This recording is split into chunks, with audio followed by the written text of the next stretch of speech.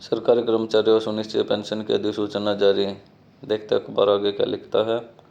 Pension कोष नियामक और विकास प्राधिकरण ने एकीकृत पेंशन योजना को अमल में लाने की अधिसूचना जारी कर दी है।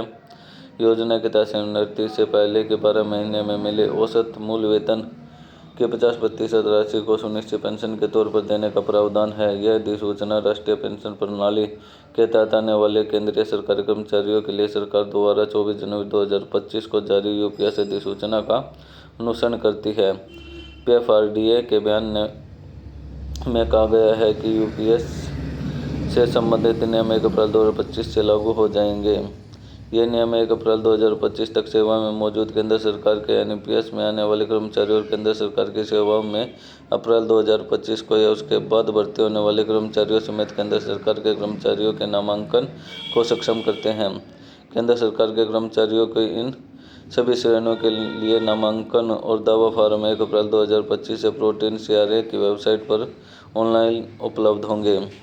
कर्मचारियों के पास फार्म को भौतिक रूप से जमा करवाने का भी विकल्प है। अधिसूचना के मुताबिक कर्मचारी की सेवा से हटाए जाने, बर्खास्त किए जाने या इस्तीफा के मामले में यूपीएस या सुनिश्चित भुगतान विकल्प उपलब्ध नहीं होगा। अधिसूचना में कहा गया है कि पूर्ण सुनिश्चित भुगतान की दर 25 वर्षों की न्यूनतम योग्यता सेवा के अधीन और सेवानिवृत्ति से तुरंत पहले 12 मासिक औसत मूल वेतन का 50% होगी।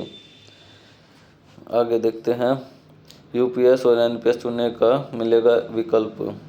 अधिसूचना से 23 लाख सरकारी कर्मचारियों को यूपीएस और एनपीएस के बीच चयन का विकल्प मिलेगा। एनपीएस 1 जनवरी 2004 को लागू हुआ था। केंद्रीय मंत्रिमंडल ने 24 अगस्त 2024 को यूपीएस लाने की मंजूरी दी है। जनवरी 2004 से पहले प्रभावी पुरानी पेंशन योजना के तहत कर्मचारियों को उनके कार्यकाल के अंतिम मूल वेतन का 50% पेंशन के रूप में मिलता था। ओपीएस के उलट यूपीएस अंशदायी प्रकृति की है।